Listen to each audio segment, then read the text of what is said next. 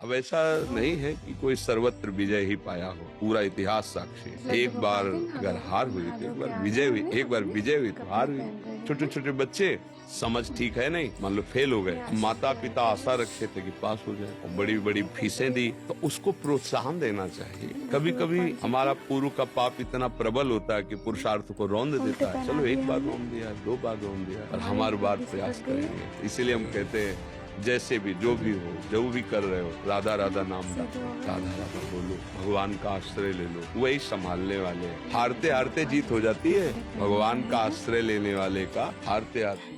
भूपेंद्र साहू जी, श्री हरिवंश महाराज जी, आपके चरणों में कोटि कोटि प्रणाम।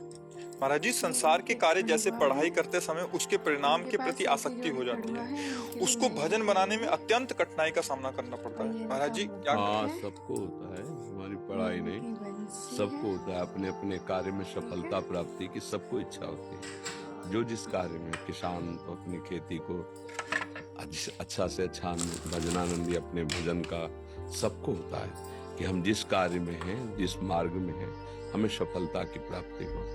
पर जरूरी नहीं कि सबको सफलता मिल ही जाए। इसीलिए भगवान ने कर्मयोग में एक श्लोक लिखा है, सुख दुखे समय कृत्वा लाभा लाभो जया जय। यदि तुम वास्तविक भजन करना चाहते हो तो सुख और दुख में समान भाव वाले बनो, जय और पराजय में समान भाव वाले बनो, लाभ और हानि में समान भाव वाले बनो।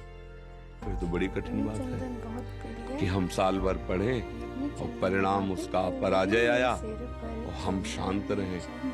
ये सामर्थ्य भजन से मिलती है, ये सामर्थ्य भगवान की शरण से मिलती है। नहीं तो सबको जय में आनंद का और पराजय में शोक का अनुभव होता है।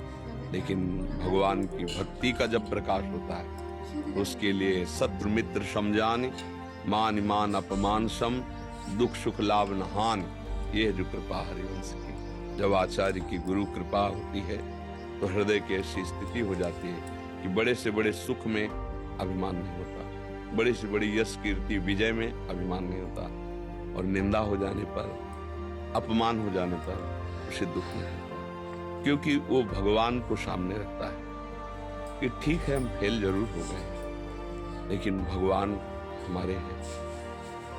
हम अगले वर्ष और प्रयास करेंगे, जो हमसे त्रुटि हुई है उसको हम दूर करेंगे, प्रमाद रहित होकर फिर पढ़ेंगे, फिर हम पास होंगे।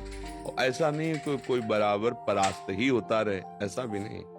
प्रयास से, पुरुषार्थ से सफलता भी मिलती।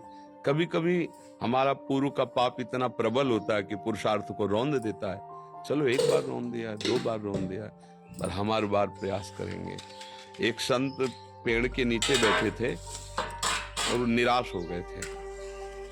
जैसे पढ़ाई तो एक बहुत साधारण विषय है, असाधारण बात है भजन करना, निरंतर मन को प्रभु में लगाना, इससे बड़ा कोई काम नहीं है। आप लोग देख लीजिए, घंटा 2 घंटा लगाने के प्रयास में देखो क्या हालत करता है मन। तो कोई भोग नहीं भोगना आजीवन, मनोरंजन नहीं करना, कोई रिश्तेदार नहीं, कोई नातेदार नहीं, कोई प्यार से बोलने वाला नहीं, उस दशा में मन को प्रभु में लगाना।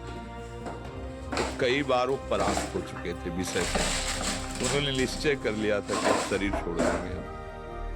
तो ऐसे बैठे थे, देखा एक चीता चढ़ रहा है, फिर गिरा, फिर वो चढ़ना शुरू किया, थोड़ा ऊपर तक, फिर गिरा, एक बार चढ़ गया। तो उन्होंने कहा भगवान मुझे शिक्षा दे रहे हैं स्वरूप में कि इतने बार गिरने पर भी ये चीता प्रयास नहीं छोड़ा, तो मुझे अपना शरीर नष्ट नहीं करना चाहिए, मुझे फिर प्रयास करना चाहिए, इंद्रियों पर विजय प्राप्त करके भजन करके भगवत प्राप्त। और ऐसा हुआ, वो आगे निकल गए।